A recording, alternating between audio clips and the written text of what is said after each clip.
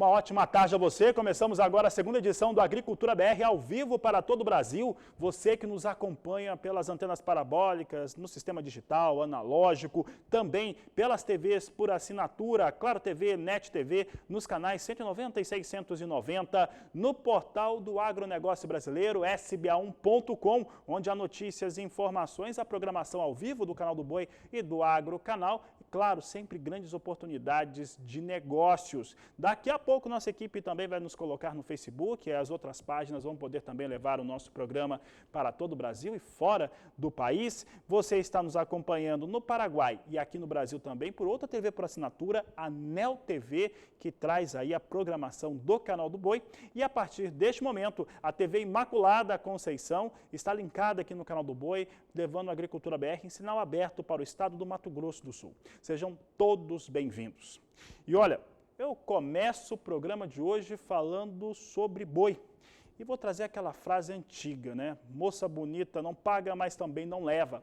Essa frase que você já deve ter ouvido várias vezes em feiras, ela pode ser bem empregada quando falamos a respeito da relação da cadeia produtiva da carne bovina, principalmente em relação ao que tem acontecido em relação ao assédio da indústria frigorífica sobre os pecuaristas que têm animais prontos para o abate. E o pecuarista brasileiro, ele está muito atento, ele sabe muito bem sobre a raridade do produto que ele tem, boi gordo. Não tem no país, então quem quer vai ter que pagar mais. Aliás, vai ter que pagar bem mais, mesmo comparado aos valores que eu vou trazer agora.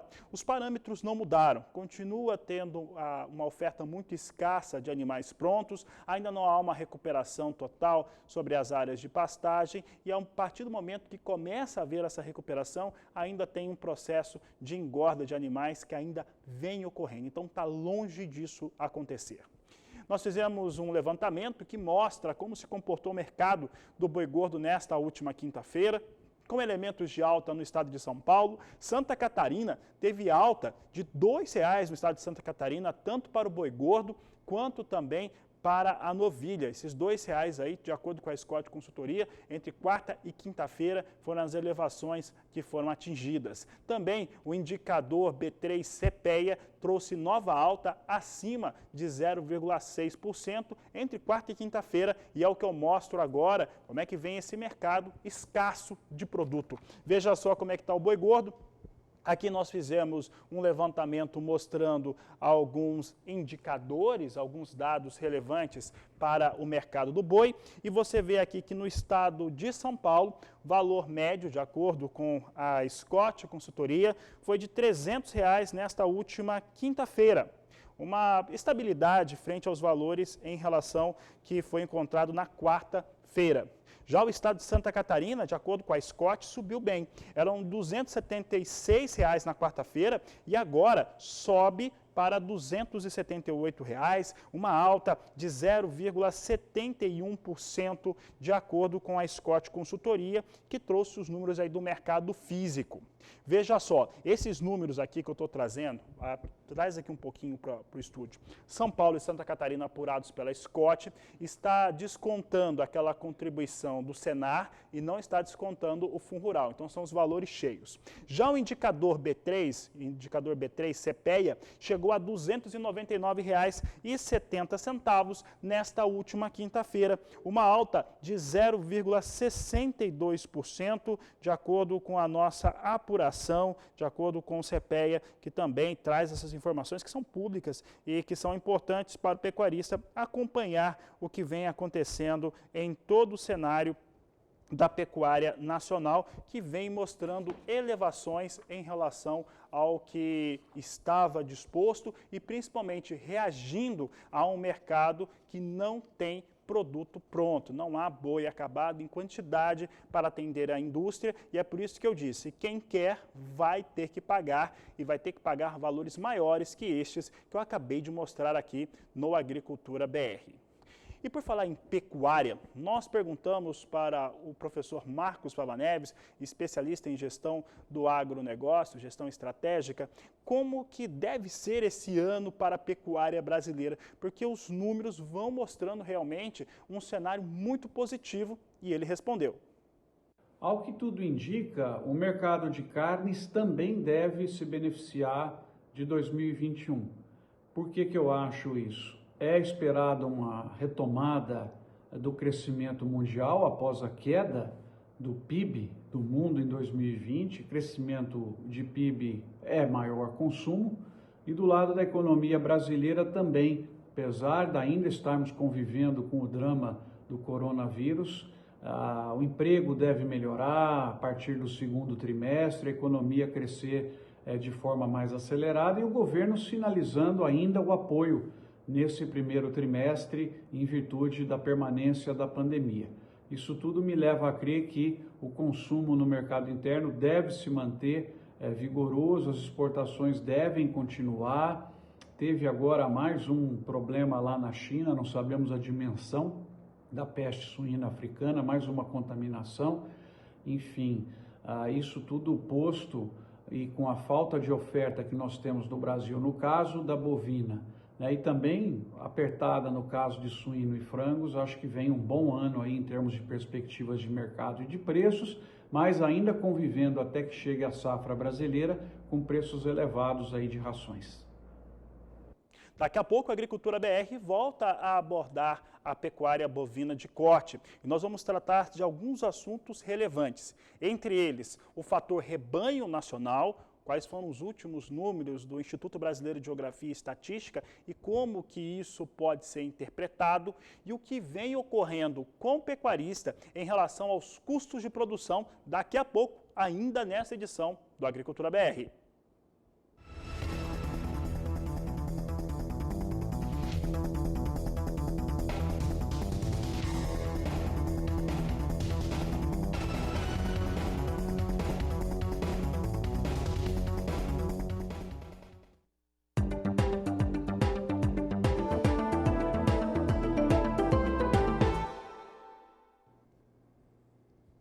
E o Departamento de Economia Rural da Secretaria de Agricultura do Estado do Paraná divulgou números atualizados sobre as suas perspectivas de produção para a soja, para milho, primeira e segunda safra e também para o trigo.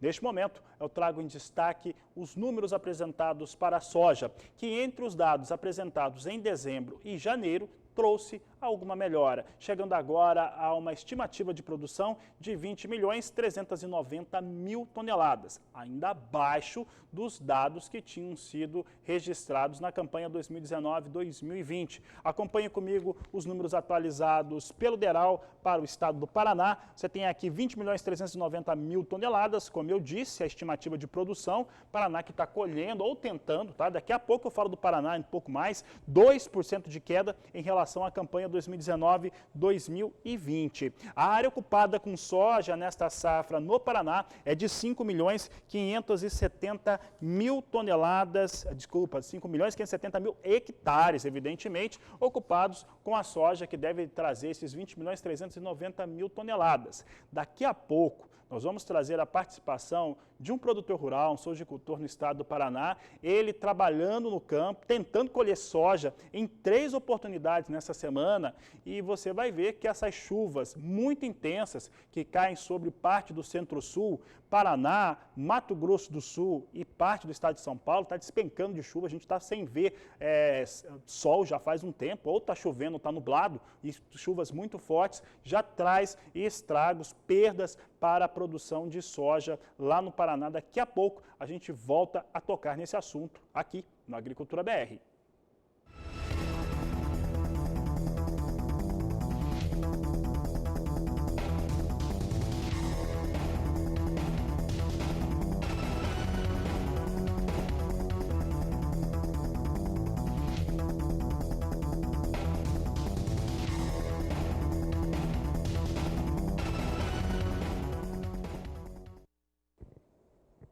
Antes de voltar a falar do estado do Paraná, vamos acompanhar como é que vem os números negociados com soja lá na Bolsa de Chicago. Você acompanha comigo agora as posições de curto prazo nesta sexta-feira, vindo com nova queda. Essa queda agora é de 0,8% no mais curto prazo. Posição de março a 13 dólares 42 centes mais 6 o bushel. Maio, 13 dólares 40 centes mais 6. Posição de julho, 13 dólares 23 centes mais 4 por bushel. E agosto perdeu o piso de 13 dólares, vindo para 12 dólares 78 centes o bushel. São os negócios que trazemos agora no mais curto prazo com soja negociada na Bolsa de Chicago.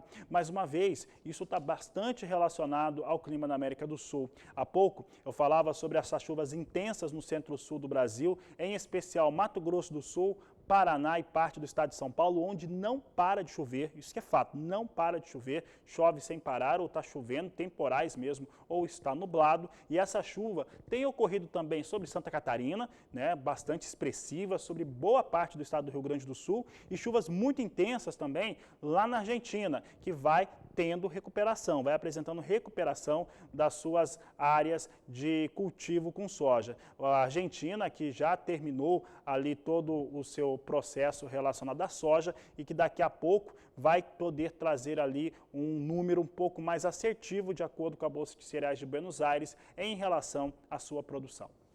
Sigo falando agora sobre dólar, vamos ver como é que vem o dólar comercial, elemento financeiro importante na formação de preço. R$ 5,48 mais 7 para a moeda norte-americana, nova alta. A alta agora é de 0,94% para o dólar, voltando a subir o dólar aqui no Brasil. E eu vou conversar com Walter Pulga Júnior agora, porque Pulga, dólar sobe de novo, nós temos aí o dólar agora já com quase 1% de alta. O que vem ocorrendo no mercado financeiro que tem trazido essa nova alta para a moeda norte-americana nesta semana. Pulga, boa tarde, seja bem-vindo. Boa tarde a você, boa tarde a todos. Olha, o dólar normalmente sofre oscilação dos diferentes fatores que incidem sobre o mercado financeiro. Mas desta vez está claro um reposicionamento de quem atua no mercado de câmbio. Ou seja, quando houve a perspectiva de manutenção de juros mais baixos no Brasil, lógico, um desestímulo para a vinda de recursos, notadamente de especuladores no mercado internacional, que aplicassem recursos aqui. Portanto, uma grande saída de dólares ocorreu do país. Isso provocou uma alta bem acentuada. Bom, com a queda dos juros, lógico, muitos dólares deixaram o país. Agora, recentemente, uma recuperação para o real. Diante do quê? Diante da perspectiva de uma redução, né, dessa pressão. Ou seja, vamos aumentar os juros e isso vai atrair capital externo para o país. Ou seja, vamos remunerar melhor o capital que vem de fora. Bom, isso tudo acabou provocando queda acentuada para o dólar em semanas anteriores, na faixa de 5,20, até abaixo de 5,20, né? 5,20, 5,25. E causou um certo furor no mercado. Então nós vimos o dólar ceder bem abaixo do que nós tivemos em meses anteriores. Mas isso não durou muito não, porque a perspectiva agora é de que a taxa Selic vai manter mais ou menos os mesmos patamares que nós temos tido. Portanto, não teremos juros altos tão rapidamente. Foi o que deixou claro ontem o presidente do Banco Central num encontro de uma empresa privada, da Monte Bravo Investimentos. O presidente do Banco Central, Roberto Campos, apontou, né, que o BC sinaliza com muita cautela na alta de juros. Portanto, não há uma perspectiva de alta de juros rapidamente, como muitos analistas têm apontado nos seus relatórios recentemente. E se não haverá uma alta de juros, o retorno dos dólares não seria tão rápido. Tudo isso justifica hoje mais uma alta para o dólar que passou de R$ 5,50. Ou seja, ainda manteremos por um tempo juros baixos, a julgar pelas palavras do presidente do Banco Central do Brasil, Roberto Campos Neto. Isso altera muito o mercado. Neste momento, a R$ 5,49, o dólar sobe mais de 1% e deve manter esse patamar nos próximos dias, a não ser que fique claro aí uma mudança da política, né, da política monetária implementada pelo Banco Central. Há, no entanto, quem já anuncie, né, que na próxima reunião do Copom, daqui a uns 40 dias, nós teremos aí aumento da taxa de juros. Mas, vamos lembrar, não é uma perspectiva já evidente. Há sinais, mas não é uma perspectiva evidente. Por isso, o dólar continua em alta e há, vamos dizer, uma saída maior de dólares do país. E isso vai alterando, lógico, o mercado de bolsa, né? A nossa bolsa, agora há pouco, recuava mais de 1,20%, neste momento recua 1%, patina, como se diz no jargão do mercado ali, na faixa de 118 mil pontos, quando muito, agora opera aos 117.688 pontos. Vem em queda de 1%. E vem em queda de 1% porque há mesmo uma movimentação nos Estados Unidos do chamado short squeeze. Uma série de vendas, locação de ações, para estimular aí pressão no mercado. Há temores de que em algumas bolsas do mundo isso estaria ocorrendo. Os investidores estão cautelosos com essa desconfiança em bolsa nos Estados Unidos. Há um caso específico de uma empresa que trabalha com jogos de videogame, que apresentou esse problema, as ações valorizaram muito ao invés de cair, houve uma aposta errada nesse processo e há temor de que isso ocorra também em outras bolsas. Tudo isso fez o investidor se afastar e por isso nós temos um movimento de baixa hoje nas principais bolsas do mundo. Veja, nós temos queda na Europa, queda nos Estados Unidos e a perspectiva é que tenhamos queda aqui também, mais causada por um motivo, vamos dizer, de receio em relação à fiscalização. Mas há no Brasil quem já mostre que aqui é muito mais rigoroso o controle e que qualquer tentativa nesse sentido que poderia estar ocorrendo na B3 não está não.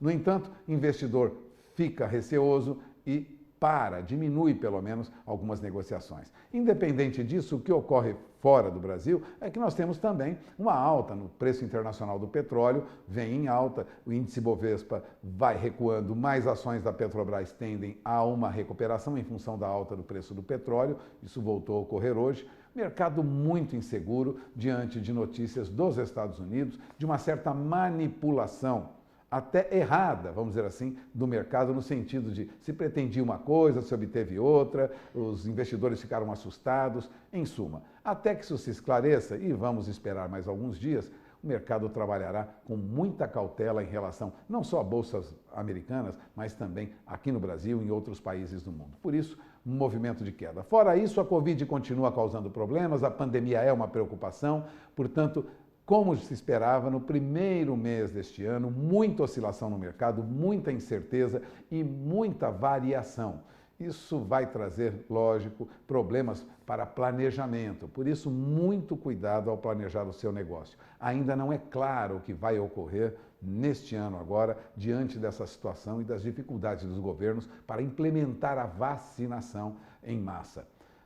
Fabiano, situação ainda muito complicada, sempre de olho na informação. É com você. Tá certo. Walter Pulga, obrigado aqui pela participação. Eu vou seguir agora falando a respeito de soja. Vou trazer os números para a soja negociada nos portos do Brasil, de acordo com a apuração da Grãos Corretora. É o que você confere comigo aqui na tela. Veja só que nós temos hoje valores a R$ 167,00 a saca de 60 quilos para entrega no mês de março. Essas são as informações vindo pela Grãos Corretora, trazendo aí números de R$ 167,00 de remuneração para entrega nos dois portos, é o que nós vamos trazendo aqui no Agricultura BR, mostrando o que vem ocorrendo por lá. Olha só, vamos mostrar agora, falava a respeito do estado do Paraná, o estado do Paraná está com uma estimativa de produzir aí 20.390.000 toneladas, uma queda de 2% frente à campanha 2019-2020. Em relação aos números apresentados em dezembro pelo DERAL e agora apresentado em janeiro, tem uma melhora pequena, uma melhora de 100.000 toneladas. Acontece que os produtores estão dizendo que a coisa lá está complicada. Chove muito no centro-sul do Brasil, né? O sul do Brasil está caindo muita chuva, centro-sul todo, então o que acontece? Isso tem atrapalhado demais os produtores rurais a conseguirem fazer a sua colheita. Então a soja já pronta no campo, está recebendo toda essa carga d'água. Isso vem ocorrendo no estado do Paraná, trazendo perdas para os produtores. É o que nós vamos ver agora neste depoimento desse produtor rural, esse sojicultor lá de Mangueirinha, na região sudeste do estado do Paraná, a 370 quilômetros da capital Curitiba. E o Laércio Della Vecchia, ele nos conta como é que está esse processo de colheita. Tentou colher aí 3 dias seguidos, no dia 25, agora também no meio da semana, tentou colher agora e olha, não para de chover. Veja. Olá pessoal, hoje estamos no dia 25 de janeiro de 2021 com situações climáticas totalmente adversas. Faltou umidade, as plantas sofreram muito para se desenvolver por falta de umidade. Agora a lavoura já está pronta para ser colhida e o clima chove. Observe os pés de soja aqui, ó. Já tem vagens brotando embaixo, ó, do outro pé do lado aqui também, bastante vagens abertas. Hoje é dia 27 de janeiro de 2021, o tempo não deu tréguas, voltamos na lavoura de soja avaliar como está, mas agora ó, olha no detalhe desse soja, ó, aqui já se vê, ó, olha no chão, já se vê plantas abertas, os grãos de baixo, ó, estão muito complicado, estão muito encharcados. Vamos olhar o pé do lado aqui também, ó. Os grãos de baixo, o que não germinou, tá germinando, tá bem feio. Vamos subindo um pouco para ver o padrão dos grãos. Olha só, tá meio que cozinhando, muito complicado. Vamos pegar já no terço médio das plantas. Olha só a situação do soja. Vamos dar uma observada aqui. Como é que está o soja? 35 da umidade. Olha só que judiaria! Que judiaria! Quanto grão roxo, olha! Esse é da variedade. Ó, dá uma olhada. Dá uma olhada que judiaria!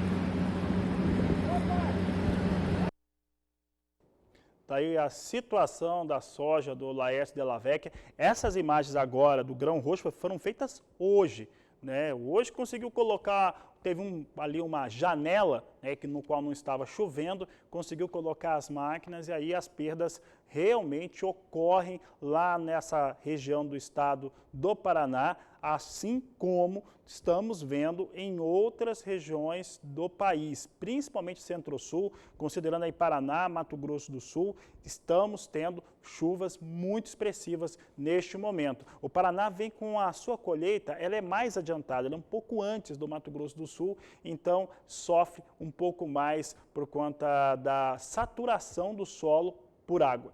Quem está acompanhando de perto o que vem acontecendo por lá é o repórter Mauro Andrade, que nos explica um pouco essa situação climática e seus impactos sobre a soja.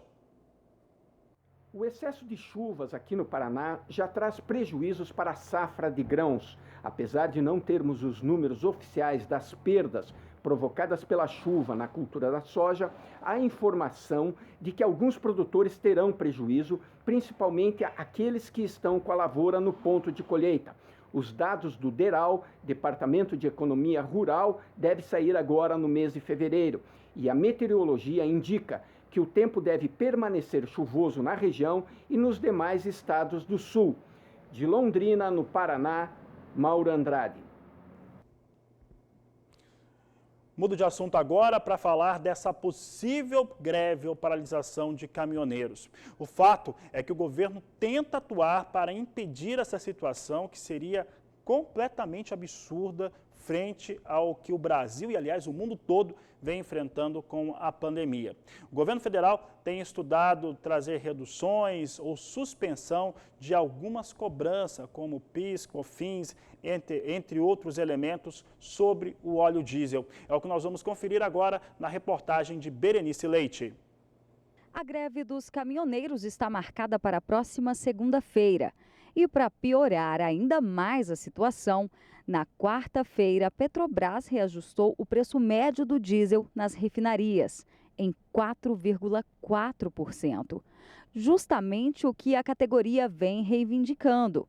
os aumentos sucessivos desde que foi adotada essa política de preços com base no mercado internacional. Para tentar evitar a greve, o governo está estudando a possibilidade de diminuir impostos federais que incidem sobre os combustíveis, como PIS e COFINS. Segundo o Ministério da Economia, o impacto aos cofres da União é de R$ 800 milhões por cada centavo reduzido. Depois de sair de uma reunião no Ministério da Economia, o presidente Bolsonaro fez um apelo para que os caminhoneiros não façam a greve, principalmente devido ao momento delicado em que o país enfrenta uma pandemia. Ele ainda reafirmou que o governo está trabalhando para reduzir o preço dos combustíveis. Lá na refinaria, o preço está lá embaixo. Tá? Ele cresce e fica alto por causa de quê? Impostos estaduais, ICMS basicamente, e depois o monopólio ainda que existe na questão de distribuição, e nós estamos buscando quebrar esse monopólio para diminuir o preço. Só com a concorrência ele pode diminuir. Estamos fazendo o possível para baratear o preço do combustível e reconhecemos que está alto no Brasil. Aí o presidente Jair Bolsonaro se posicionando sobre essa questão, né? E nesta segunda-feira, esse final de semana, toda a nossa equipe está muito atenta, de plantão, para saber como que está a movimentação desses caminhões, desses caminhoneiros pelo país inteiro. E na segunda-feira você tem uma cobertura completa logo a partir do nosso primeiro programa ao vivo, que é o Bom Dia Produtor. Então, fique atento aqui no canal do Boi, a gente vai trazer em todos os estados onde houver qualquer tipo de manifestação, principalmente as paralisações que podem trazer prejuízos severos a todo o país. A seguir no Agricultura BR eu volto a falar de pecuária, porque eu vou falar sobre rebanho, sobre os números atualizados do IBGE. Você vai também acompanhar os impactos da alta de custo de produção na bovinocultura de corte. E se eu falar disso, é claro que eu vou falar de milho também. Tem uma entrevista exclusiva aqui no Agricultura BR a respeito do mercado internacional do milho, as altas no cenário internacional, China comprando muito e por que isso eleva preço aqui no Brasil. Eu vou para o intervalo e volto já. E o rebanho bovino brasileiro apresentou elevação no ano de 2019 de 0,4% depois de muitos anos seguidos de retração. É claro que essa é uma alta pequena e que acaba trazendo alguma expectativa de mercado. Entretanto, essas quedas anuais que nós vimos durante os últimos anos no rebanho têm muito a ver com o achatamento da pecuária brasileira, sobre aquelas questões que eu sempre cito aqui dos últimos 15 anos, né, no qual o pecuarista passou situações muito difíceis, com formação de cartel por parte de indústria frigorífica, a situação de mobilização, na qual ficamos aí com 3, 4 grandes indústrias no país, e isso tudo financiado por dinheiro público, situações que trouxeram ali um impacto ruim para a pecuária brasileira. Você vai acompanhar agora na reportagem de Vinícius Souza como que pode ser entendido, interpretado essa elevação de rebanho identificada pelo IBGE. 218 milhões de cabeças de gado. Esse era o número de bovinos no Brasil registrados pelo IBGE em 2016. Se analisarmos os números desde 2009, mesmo enfrentando oscilações, percebe-se um incremento no rebanho. Após atingir seu melhor índice em 2016, a retração foi perceptível em 2017 e 2018. Um dos efeitos é o próprio ciclo pecuário, né? Nós abatemos fêmeas aí entre 2016 e 2018 como uma forma de desinvestimento na pecuária. Isso é natural, isso é cíclico, né? Mas nós também temos um outro ponto importante que justifica isso, que é o aporte tecnológico na atividade pecuária, tá? Que faz a gente ter um desfrute um pouco maior. Então, o nível de desfrute brasileiro, ou seja, o quanto eu abato, o quanto eu giro do rebanho que eu tenho, ele está se intensificando. A pecuária está encurtando a duração do ciclo de produção, entregando animais mais novos. A exigência da China para o abate de animais e exportação de carne de até 30 meses tem forte influência sobre esse aspecto. Dessa forma, há um melhor aproveitamento do estoque do contingente que temos dentro dos rebanhos. A implementação aí de tecnologias na pecuária que encurtam o ciclo, acabam transformando a pecuária em mais eficiente, tornando ela mais eficiente. A gente entrega animais mais pesados, animais mais jovens, consequentemente a gente produz mais carne com menos, e nós também temos o advento aí, a ocorrência do próprio ciclo pecuário, né, que no passado abateu fêmeas e faz com que hoje a nossa capacidade de produzir bezerros seja menor. Após 2 anos em queda, o rebanho bovino brasileiro começou a apresentar sinais de recuperação. Houve incremento de 0,4% em 2019. O município que possui o maior rebanho bovino do país é São Félix do Xingu, no Pará. Logo depois vem Corumbá, em Mato Grosso do Sul, seguido de Vila Bela da Santíssima Trindade, no estado do Mato Grosso. Mesmo com um efetivo menor do que o número recorde atingido em 2016, as projeções para a pecuária no Brasil são altas, já que, de acordo com a Mariana Aragão, pesquisadora da Embrapa Gado de Corte, o ponto é trabalhar na produção e os números apontam para o crescimento. Eu não creio que a gente deva se preocupar com essa diminuição de efetivo, porque o que a gente está buscando, na verdade, é um aumento, uma melhoria da produtividade animal. Então, se a gente, mesmo reduzindo o rebanho, a gente consiga imprimir mais ganho de peso nesses animais, o resultado final é um aumento na produção. Sigo falando sobre pecuária, que se tem algo que tem preocupado pecuaristas no Brasil inteiro é a disposição de alimentos, seja através da pastagem e principalmente na terminação, na suplementação animal, o milho, que segue disparando de preço. É o que você vai conferir agora na reportagem de Valdir Pacheco. Olá! Mato Grosso, além de ser o maior produtor de grãos, detém o maior rebanho bovino de corte do país. Mas com a alta do dólar, que passou de 30% em 2020, e o atraso no plantio do milho, provocado pelos problemas climáticos no plantio da soja no estado, são algumas das causas do aumento do preço do grão para o consumidor. No último boletim do IMEA, Instituto Mato Grossense de Economia Agropecuária, mostra que a saca de 60 quilos chegou acima de R$ 82,00 nesta semana. Para o pecuarista que não dispõe de pastagem adequada e que depende do milho de terceiros, o custo de produção se torna um empecilho para engordar o gado. Mesmo com a valorização da arroba registrada nos últimos dias, alimentação com soja ou com DDGS, o coproduto da usina de milho, representa um custo muito elevado. Quem vai nos falar melhor de tudo isso é o nosso convidado de hoje, analista de custo de produção do IMEA, Miqueias Michetti. Olá, Miqueias, obrigado por aceitar o nosso convite, seja muito bem-vindo aqui no canal do Boi. Um prazer aqui estar compartilhando as informações, falando aqui diretamente da Embrapa Agrosilvo Pastoril em Sinop. Estamos à disposição. Miqueias, o preço da arroba do boi está em patamares jamais praticados na história de Mato Grosso. Mas, em contrapartida, o milho, principal componente para alimentar o gado, vem se elevando a cada dia. Como que o pecuarista vai se manter na atividade?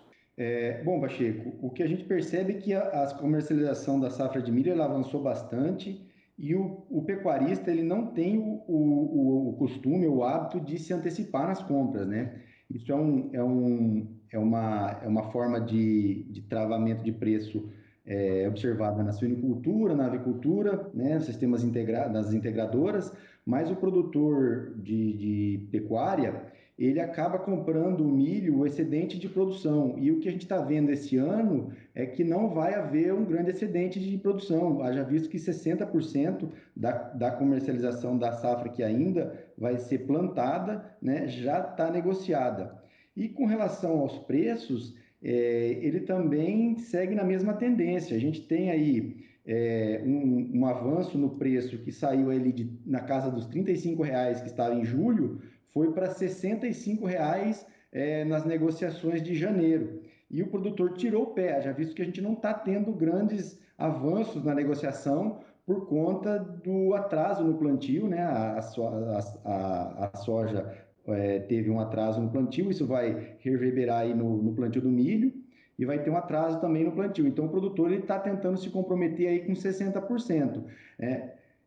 O excedente é que vai ficar aí para comercialização. Agora, a que patamares de preço a gente ainda não sabe, ainda é uma incógnita. O que se espera é que seja comercializado a preços acima dos 65 que estão sendo praticados em janeiro, o que dificulta bastante a vida do pecuarista, sobretudo do confinador. Então, Miquel, resumindo o que você falou, aquele pequeno e médio pecuarista, suinicultor ou avicultor que depende do milho para sua produção e que não fez o travamento de preço é o que vai ter mais dificuldade? A gente tem as grandes integradoras aí, os grandes produtores, mesmo os produtores independentes, eles têm mecanismo ou de armazenamento ou de travamento de preço, né, para o produto. O pequeno produtor que deixava para comprar a produção no momento da colheita, né, ao contrário do que se via em anos passados, onde o preço de comercialização caía bastante, o que a gente tem visto, e previsto para esse ano é que ocorra um inversamento dessa realidade. A gente tem preços praticados hoje, que a gente chama de balcão, acima de R$80 em Mato Grosso. Isso nunca fora visto, né, anteriormente. E compromete, sim, o custo de produção de quem não tem o seu custo travado, o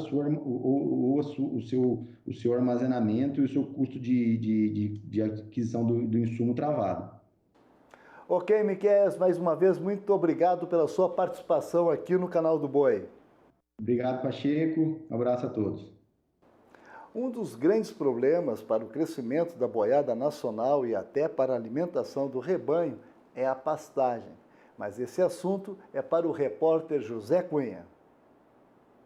Mesmo com o crescimento da produção e números expressivos em exportações, a pecuária brasileira enfrenta fortes desafios com graves problemas de pastagens degradadas em todas as regiões do país. Normalmente as pastagens são plantadas em áreas de baixa fertilidade, regra geral, e não se põe nutrientes. A média no Brasil de adubo gasto por hectare em pastagem é 5 quilos por hectare. É nada, você não repõe. Aquela erosão de porteira, aquele cálcio, aquele fósforo, tudo que sai com os animais quando saem da fazenda, era o que tinha ali.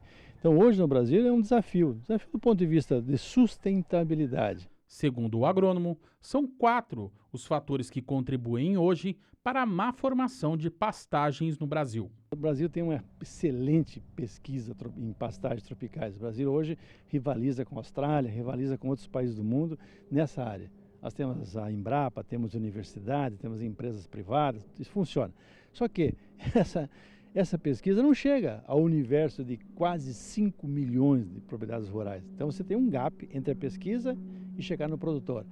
Esse produtor, ele é um produtor descapitalizado, ele não tem renda. O que acontece? Banco não gosta de emprestar para quem não tem, quem precisa, gosta de emprestar para quem não precisa. Então o que acontece? O acesso a crédito é mais complicado. De acordo com dados da Embrapa, o Brasil possui aproximadamente 200 milhões de hectares de pastagens nativas ou implantadas, e estima-se que cerca de 65% delas estejam degradadas, ou seja, 130 milhões de hectares necessitam de intervenção para se recuperar do estado em que se encontram. Para se ter uma ideia do tamanho desse problema, esse número corresponde a uma área maior que a de todo o estado do Pará, segundo maior do país. E para conter o avanço da degradação e minimizar os impactos causados por ela, não tem muito mistério. O produtor precisa fazer o manejo correto da pastagem, respeitando os espaços de tempo de recuperação de cada forrageira, promovendo a rotação dos piquetes e invernadas, além, é claro, da manutenção da fertilidade do solo. E é justamente o que o pecuarista Gustavo Nunes está fazendo na sua propriedade, situada no município de Terenos, interior de Mato Grosso do Sul. Hoje a gente teve a visita de 2 agrônomos. O objetivo foi visitar cada invernada. Nós fomos com o mapa da fazenda, que contém a área. E o objetivo foi fazer um levantamento de cada área, quais são as invasoras que estão incomodando mais, para depois a gente sentar, planilhar isso tudo e elaborar um planejamento de controle de invasora. Gestão e planejamento também são fundamentais para garantir uma boa pastagem, mesmo em épocas de grandes secas. O segredo é você respeitar a altura de entrada e de saída, fazer um planejamento, você precisa conhecer o tamanho certo da sua área, quantos hectares tem ali, fazer um cálculo de quantas UAs é recomendável para aquela área, respeitando a época do ano, né? Porque uma coisa é agora, por exemplo, que está chovendo na época de verão, e no inverno a lotação é bem mais baixa. Então, se você conseguir fazer esse planejamento, você vai ter êxito e vai ter uma pastagem praticamente perene. Para quem vai reformar a pastagem, a escolha adequada da semente forrageira é primordial. Porém, com os valores bastante atrativos e a alta demanda pela exportação de soja, muitos produtores de sementes estão optando pela cultura da oleaginosa.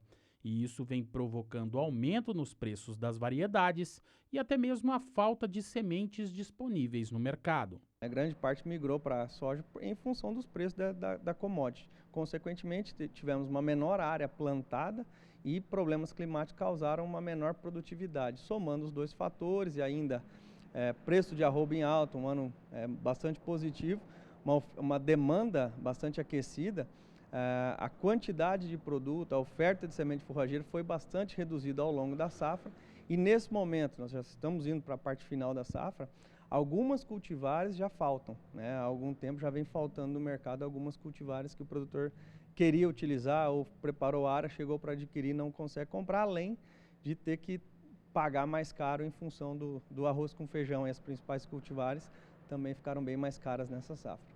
Portanto, para você pecuarista que está nos assistindo e vem enfrentando dificuldades para aumentar o seu rebanho com altos custos nutricionais e pastagens degradadas, faça uma análise e veja que você pode resolver essas questões com um olhar clínico sobre a sua propriedade de modo geral. A pecuária brasileira agradece. Não existe maneira mais barata, mais eficiente de produzir carne e leite sem ser com pasto. O animal, o ruminante, ele é capaz de transformar essa fibra em proteína. E esse é o grande papel do animal no processo. Então, esse modelo aqui, que é o modelo econômico, que se gasta 2, 3 arrobas por hectare de insumos, você retém no primeiro ano, você retorna o produto para você. E aí você tem 4, 5 anos pela frente, você alta produtividade.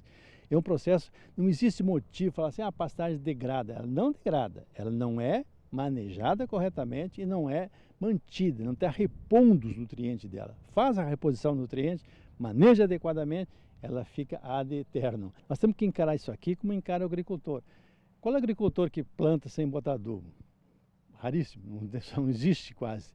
E o pecuarista tem que pensar isso também. O adubo é um elemento importante, tão importante como o touro, tão importante como o sêmico, tão importante como os vermíferos. Por quê?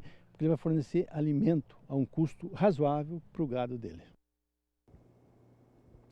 Tá aí, preocupação é grande em relação à produção de alimentos para o gado e, claro, pastagem é o alimento mais barato que o produtor, que o pecuarista consegue fornecer aos seus animais, mas tem que encarar isso realmente como uma cultura agrícola para ter resultados, senão vai acabar ficando numa situação bastante difícil com a aquisição de outros produtos, seja lá qual for. O que se conhece mais na suplementação para terminar animais é o milho, e o milho não para de disparar valores, é o que nós vamos abordar a partir de agora.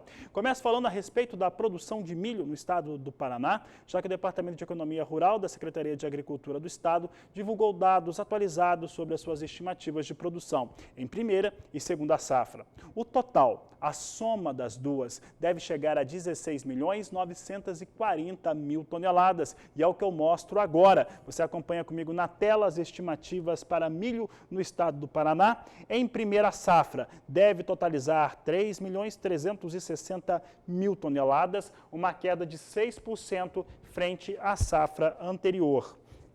Para a segunda safra de milho, que é onde está o maior volume de milho no Paraná, 13.580.000 toneladas, aí com uma alta de 14%, é o que nos trouxe os números relacionados do DERAL para o cereal lá no estado do Paraná.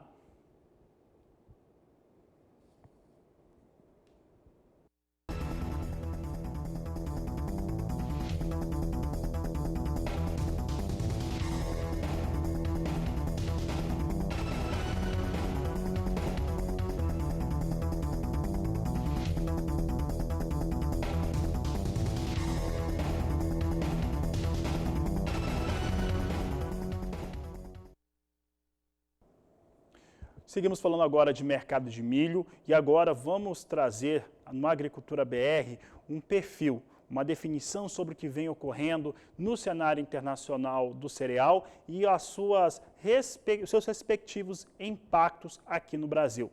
Para falar a respeito deste assunto, nós vamos conversar com o sócio-diretor da Agrinvest, ele que é diretor da parte de derivativos, o Eduardo Vanin, que participa conosco nessa edição do Agricultura BR.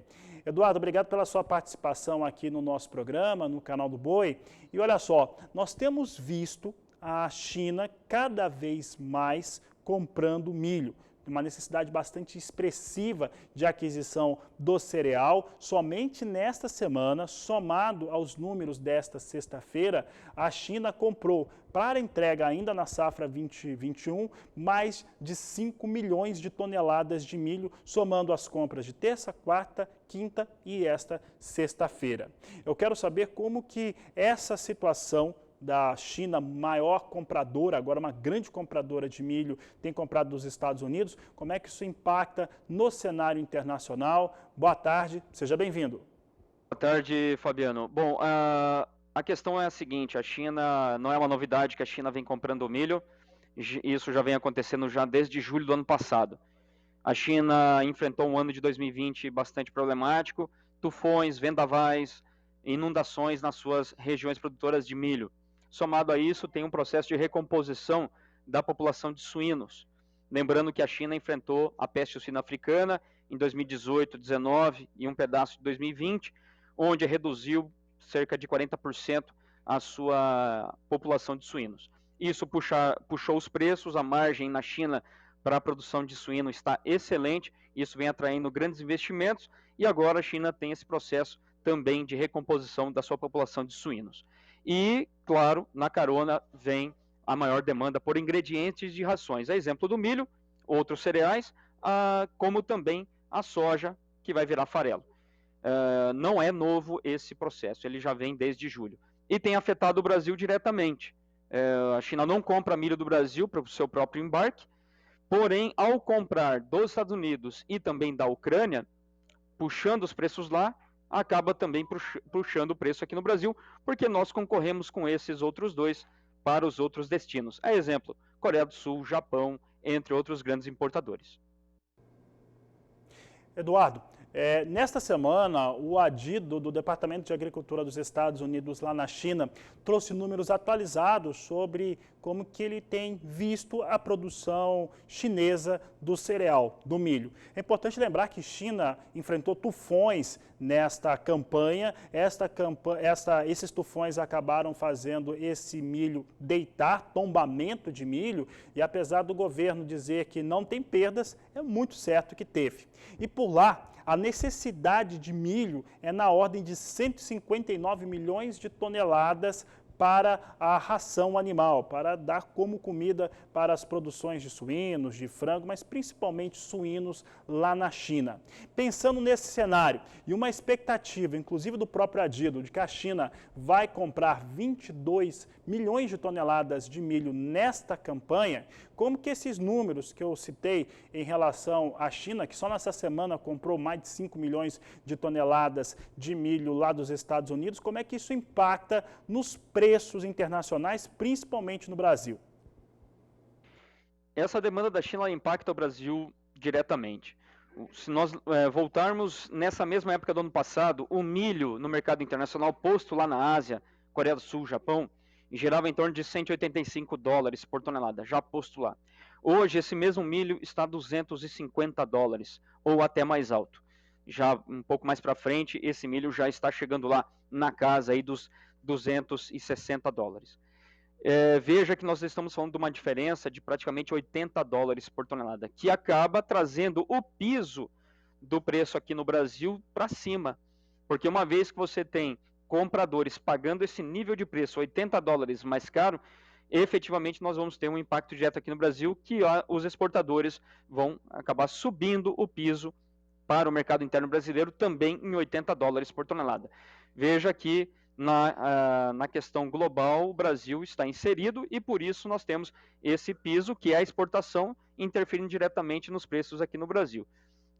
trocando em miúdos, o preço aqui no Brasil subiu seus R$30, R$35 de um ano para o outro, em função do mercado internacional. O piso sofreu essa elevação.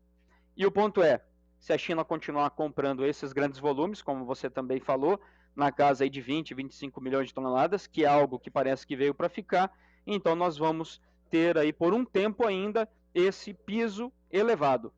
Claro que preço alto acaba chamando o aumento da produção global. Então nós vamos ter países ao longo aí dos próximos 2 anos recebendo um forte incentivo ao aumento da área. Exemplo, os Estados Unidos, que deve aumentar a área já para essa próxima safra, o Brasil, para agora, já aumentou a área e deve continuar aumentando. Temos também a Ucrânia, entre outros países que podem ofertar mais milho ao longo dos próximos anos.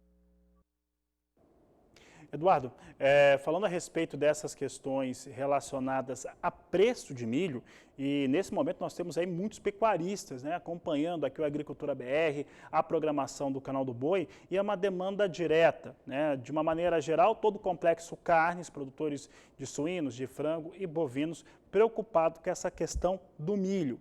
Em relação à oferta, no cenário interno brasileiro, ela para subir rapidamente, ela é um pouco mais complicada, porque a demanda interna continua muito alta, ela está crescendo, assim como a externa também. Com certeza. Só para ter uma ideia, nós já temos aí a exportação, o programa de exportação já está andando para 2022, a níveis preço no porto, na casa aí dos R$65 por saca. Veja, lá no porto R$65, quer dizer que o interior tem que pagar no mínimo esse valor, descontado o frete até as cidades, no mínimo esse valor. Se ele pagar menos, o exportador vai ficar com o milho. Então, nós já temos essa pressão não só para esse ano, mas já também para o próximo ano, a níveis mais altos do que o histórico. Eduardo, para encerrar aqui a nossa entrevista, você acha que é possível, você acredita ser possível os produtores aqui, as empresas, as indústrias brasileiras importarem milho dos Estados Unidos ao preço que nós temos em Chicago atualmente? Não, isso não deve acontecer. Nós devemos importar milho agora, talvez, da Argentina, mas o teto ainda está bastante alto. Alto porque os prêmios subiram e Chicago subiu. Nós estamos aí mais ou menos distantes desse teto de importação, pensando Santa Catarina, Rio Grande do Sul, mais ou menos R$10 por saca. Quer dizer, o mercado interno brasileiro, ao longo desses próximos meses, até a entrada da safrinha, teria que subir mais R$10 para daí valer a pena a importação. Eu não acredito que isso venha a acontecer. Tá certo, Eduardo. Obrigado pela participação aqui no Agricultura BR, no Canal do Boi. Obrigado pela participação. Eu conversei com Eduardo Vanin, diretor de derivativos da Agriinvest Commodities, falando a respeito do cenário internacional do milho e também local. E esse foco é muito importante, seja você agricultor, seja você pecuarista. E olha, eu comentava a respeito dessa demanda fortíssima que a China está tendo sobre o milho norte-americano. E a semana inteira eu anunciei grandes volumes e hoje não é diferente. Olha só, a China comprou, de acordo com exportadores privados lá dos Estados Unidos, que informaram o Departamento de Agricultura norte-americano, comprou para entrega ainda na safra 2021, 2.108.000 toneladas de milho. Um bom volume de milho mais uma vez, esse é o maior da semana em uma compra única. Eu estou citando só da 2021, porque na 21-22 também teve venda norte-americana para a China de 132.000 toneladas. Bom, só nessa sexta-feira, 2.108.000 toneladas para os chineses foram vendidos pelos norte-americanos. Na semana, chega a quase 6 milhões de toneladas. Teve venda na terça, na quarta, na quinta e na sexta-feira. É o que eu mostro agora no Agricultura BR. Você acompanha no gráfico agora comigo. Esses números, eles são lá dos Estados Unidos. Aquela relação China-Estados Unidos, né, que a gente acaba trazendo sempre quando falamos do mercado de grãos. Mas esse dado aqui, que que eu comentava com o Eduardo Vanin, 5.840.000 toneladas de milho só em uma semana de vendas para entrega na safra 2021. E uma expectativa de 20 milhões até 25 milhões de toneladas faz com que os preços do milho fiquem numa tendência de alta no mundo todo, principalmente no Brasil, que é o segundo maior player do mercado internacional. Então, olha só, exportação total de milho dos Estados Unidos para a China, ou a China importando milho dos Estados Unidos, 5.840.000 toneladas nesta semana. Na última terça-feira, dia 26 de janeiro, foram 1.360.000 toneladas anunciadas de venda. Na última quarta-feira, 27, 680.000 toneladas. Nesta última quinta-feira, 28 de janeiro, 1.700.000 toneladas. E agora, sexta-feira, 2.100.000 toneladas. Totaliza esse número bastante alto. 5.840.000 toneladas de milho norte-americano vendido para a China para entrega na temporada 2021. São os destaques aqui do Agricultura BR em relação a algo que precisamos estar atento, mexe com o valor do milho em todo o mundo. Como o Eduardo Vanin acabou de citar agora, milho com médias de valores esperados por tonelada exportado pelo Brasil, acima de $200 por tonelada. Esse número demorou para ser rompido e o Eduardo disse que vai subir muito mais ainda. Vamos dar uma olhada como é que vem o milho negociado em Chicago agora. Essa notícia de 2.108.000 toneladas de venda num dia só, claro que é positiva e com isso o milho sobe, dá aquela disparada, mais de 1% de alta agora. Posição de março, $5,41 o bushel. Maio, $5,42 por bushel. São os negócios aqui na posição de maio. Posição de julho, a $5,32 mais 4 por bushel, enquanto que os negócios na posição de setembro vem a $4,68 por bushel. São os negócios que nós vamos trazendo agora com milho na Bolsa de Chicago em alta forte, acima de 1% neste momento. Também mais vendas aí anunciadas no dia de hoje pelo Departamento Norte-Americano. E a seguir, vou continuar falando de China e Estados Unidos, você vai ver numa entrevista realizada pelo meu colega Walter Pulga Jr., porque que as conversas que podem melhorar entre os dois países não devem afetar o agro brasileiro. Assunto de logo mais, depois do intervalo. A eleição do democrata Joe Biden para a presidência dos Estados Unidos é algo que deve alterar as relações com o seu maior parceiro comercial, que é a China. Então, a relação comercial entre Estados Unidos e China deve se alterar. E muito se comentou quais seriam os impactos dessa mudança sobre os setores aqui no Brasil, principalmente no agronegócio. E muita gente acredita que não deve ter alteração para o agronegócio brasileiro. É o que você vai conferir nesta entrevista realizada por Walter Pulga Jr. O democrata Joe Biden ganha as eleições nos Estados Unidos e o que isso traz para o agronegócio brasileiro? Que impacto provoca? Eu tenho aqui comigo o professor Felipe Serigati, do Centro de Agronegócios da Fundação Getúlio Vargas, para comentar sobre isso. Felipe, obrigado por ter aceito o convite. Vamos falar um pouco sobre o que preocupa com a nova presidência dos Estados Unidos, quando olhamos para o agronegócio brasileiro. Excelente. Em primeiro lugar, muito obrigado pelo convite, Pulga. Então, quando a gente olha para a chegada de Joe Biden na presidência dos Estados Unidos, já durante a campanha nós tivemos alguns eventos ali que podem preocupar o universo agro. Vamos separar isso em dois grandes grupos. De um lado, a relação Brasil, Estados Unidos e China, e, de outro lado, as questões climáticas. Do primeiro grupo, relação Estados Unidos e China, essa, a princípio, no curto prazo, na minha opinião, é o que menos preocupa. Por mais que possa haver ali, entre o governo americano e os chineses, algum gesto de boa vontade para tentarem, vamos dizer, acalmar esse atrito comercial, vai ser apenas um gesto de boa vontade, não deve ser algo muito profundo, uma vez que esse atrito comercial ele não é exatamente a causa, ele é, na verdade, um instrumento de um conflito, de uma divergência maior. Nós temos uma potência hegemônica, que é os Estados Unidos, e estamos vendo emergir uma segunda potência que até mesmo nas palavras do próprio Xi Jinping, o presidente ou primeiro-ministro, não sei qual que é o termo correto, vamos dizer, o líder chinês, declarou que pretende transformar a China na potência hegemônica mundial lá em 2050. Naturalmente, esse processo não é suave e a gente vê diversos atritos. A gente vê, por exemplo, na área de tecnologia, o 5G é um grande exemplo, em questões militares, por exemplo, a disputa ali no Mar do Sul da China, e naturalmente a questão comercial não fica de fora. Então, mesmo que haja ali um gesto de boa vontade, talvez ali revogar alguma daquelas tarifas mais elevadas, por exemplo, sobre os grãos, acredito que afeta pouco o universo agro brasileiro. Diversos fatores. Em primeiro lugar, a demanda chinesa é muito alta, está muito aquecida. Segundo ponto, o problema conjuntural mais de curto prazo, a peste suína africana, que fez aumentar as exportações brasileiras de carne para a China, esse problema ainda permanece. Mais do que isso, como a China está no esforço de recuperar o seu rebanho suíno, a demanda por grãos também está aquecida. E isso não vai mudar no curto prazo. E um último ponto importantíssimo para a gente, fundamental para a gente lembrar.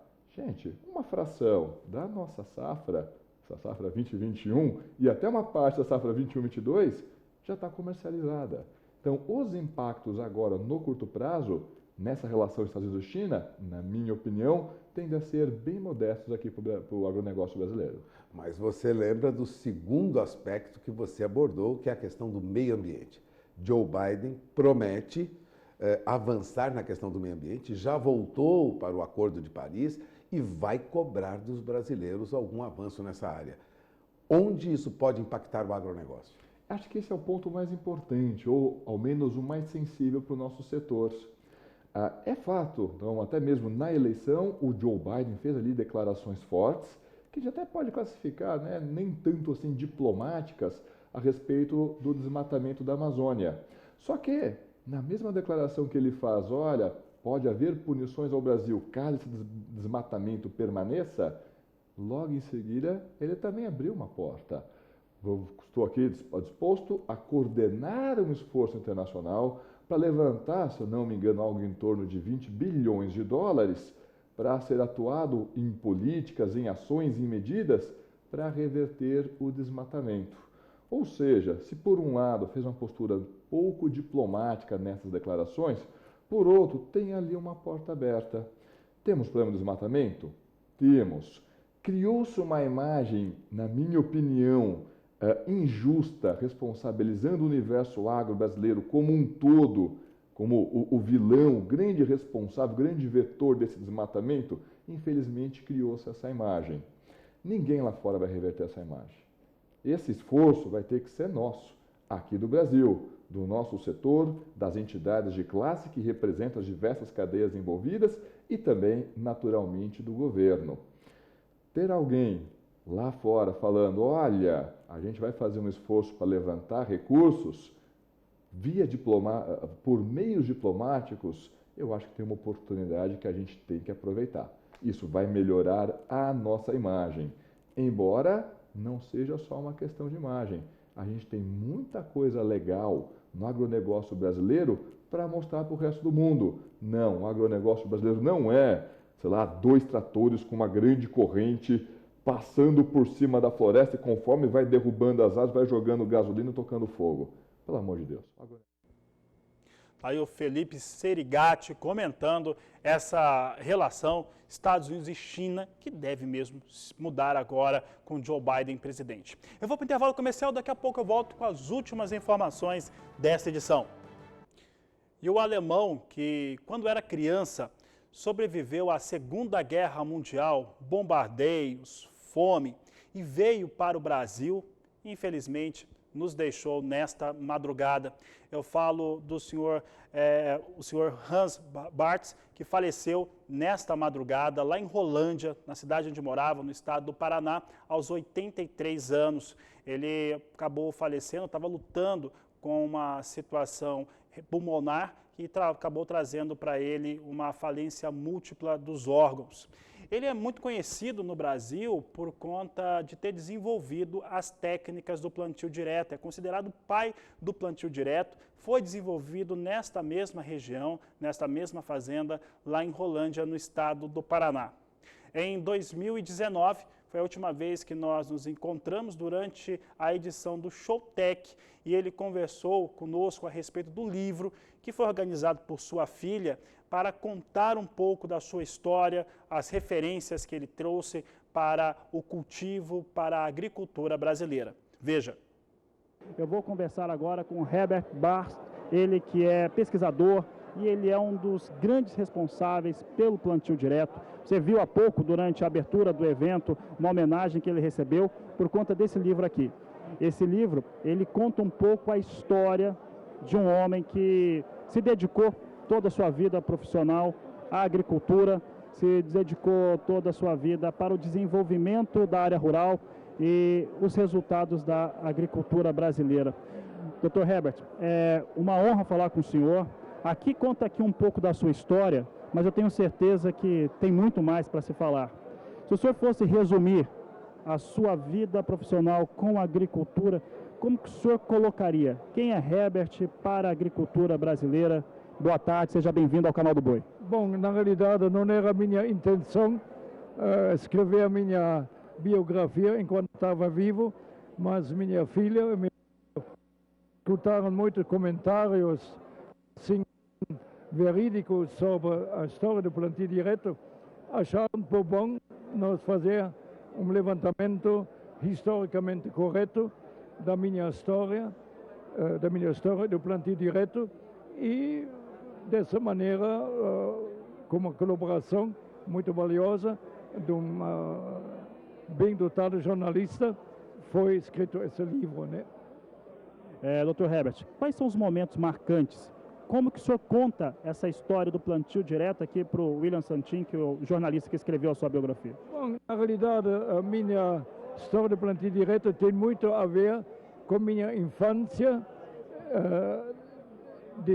no tempo da guerra na Alemanha, onde passei por muita necessidade, fome, frio, e por muito pouco também morrimos num ataque aéreo de bombardeamento, né? E sem esse histórico de ter sofrido muitas falta de comida e meu pai era prisioneiro da guerra na Rússia, sem isso aqui minha história não teria sido possível, né? Um pouco da história do senhor com a agricultura. Ela é a base porque ela justifica porque eu tenho uma referência, uma adoração muito grande para a capacidade, para a atividade agrícola. Para mim, produzir e gerar alimento é quase um ato sagrado, né? Dr. Herbert, o Brasil é hoje, sob o ponto de vista comercial, é o maior expoente da agricultura mundial. Em relação aos resultados de campo, o que o Brasil pode alcançar ainda nos campos, nas áreas agrícolas, nas áreas de produção? Veja bem, quando eu iniciei o plantio direto, a produção 80 sacos de soja por alqueire era considerado bom. Hoje, um agricultor que produz o dobro, 150, 170 sacos, é considerado bom. Mas tem agricultores que são muito bons, que produzem o tríplico. Já se projeta para o futuro o tempo que, com o avanço da pesquisa, trabalho científico, vai ser possível produzir por cima de 200 sacos de soja. Não estamos falando de soja. No milho, a história é bastante semelhante. 40, 50 anos atrás, produzir 100 sacos de milho por alqueire era considerado bom. Hoje, 5 vezes ou 6 vezes mais é considerado normal. E ainda tem agricultores aqui no Brasil e no mundo por fora que facilmente alcançam resultados maiores. Então, se projeta, na realidade, um futuro bastante promissor, onde realmente baseado no sistema de plantio direto, onde pela atividade de não mexer no solo, o sistema sequestra o carbono do ar, tira o carbono do ar e coloca em forma de matéria orgânica no solo. Temos como esse fato o princípio da sustentabilidade, que o solo, na medida que a gente cultiva ele, cada vez fica mais fértil, né? Dr. Herbert, hoje, qual é a sua visão de futuro da agricultura brasileira? Qual que é o próximo passo de técnica, de tecnologia? Qual que é a próxima inovação? Para onde vamos? Eu acredito que nesse próximo tempo nós vamos viver um processo de sair do uso intenso de agrotóxicos a fazer um uso mais maneirado, mais inteligente dos recursos naturais, como manejo integrado, seja de invasoras, seja de pragas, que vai permitir, e nós temos nesse campo experiência pessoal do meu filho e eu, que é possível aumentar a produtividade sem prejudicar o meio ambiente, né? E esse é o grande passo, né? Até para a questão de mercado, de resultado de campo, é o grande passo. Ele é o grande passo porque, de uma certa maneira, ele tem implicações na saúde humana e dos animais que vivem da agricultura e podendo reduzir a participação de agrotóxicos ou defensivos agrícolas, naturalmente o processo se torna mais saudável.